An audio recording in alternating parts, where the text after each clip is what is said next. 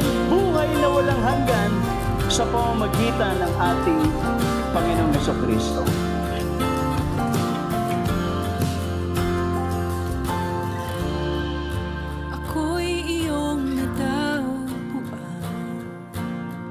Bakit hindi tayo magsasaya?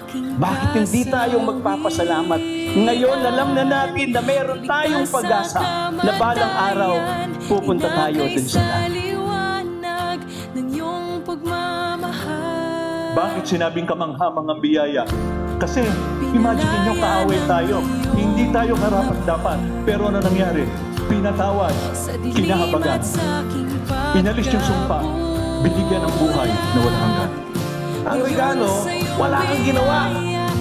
Makasalanan ka. Deserve mo mapunta sa impyerno. Pero ililigtas ka nitong Diyos na mahabagin at mapagmahal. Ito ang maganda rito.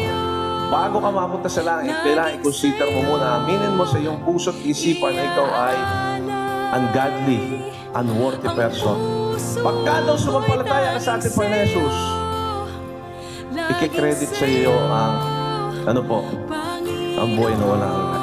I-credit sa iyo ang righteousness. I-credit sa iyo ang kapatawaran ng kasalanan. As if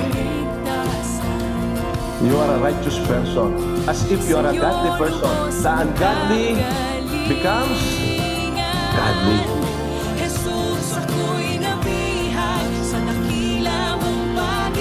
Ang nangako ang Diyos mismo sa pamamagitan ng ating Panginoong Jesucristo.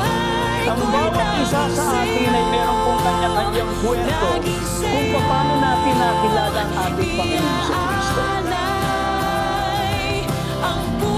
Bukan natin ang youth fellowship at tingnan natin paano siya kikilos, paano ka lalagawa sa iyong pamumuhay bilang isang Kristiyano.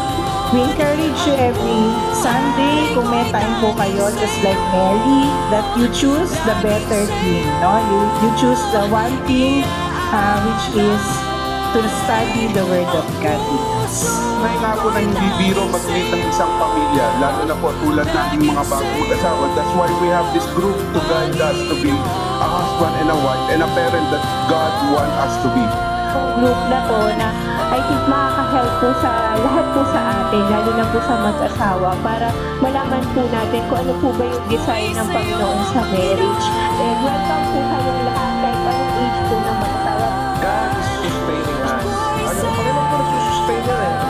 Salamat po sa Panginoon at we are celebrating our 3rd anniversary. Ibibigay lahat, walang alinlangan, dahil sa buhay na iyong inialay.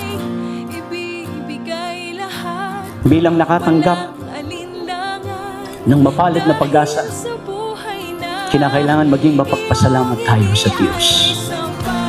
Pangalawa, kinakailangan maging masigasig tayo sa gawain ng Panginoon.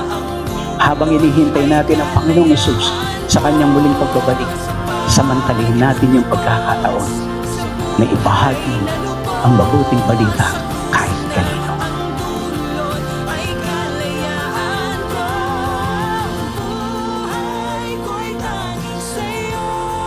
Dahil po sa Bible studies, alam nyo, ang daming naabot na kaluluwa.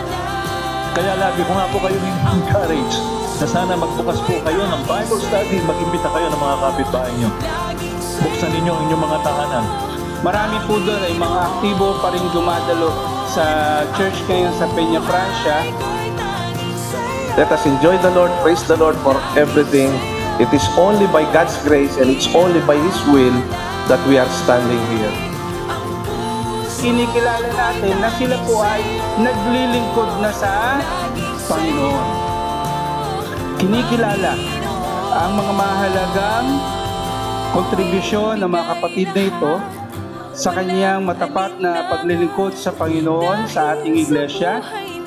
Dahil dito ay ating tinatalaga ang mga kapatid na Ronnie Alex, Ezekiel Arimado, at saka Ariel Padilla bilang mga bagong diakono ng PCBC. Sila ay ginagamit nila ng Panginoon, ikilalanin natin sila. At ating silang ipapanalangin na sana ay patuloy silang gamitin ng Panginoon.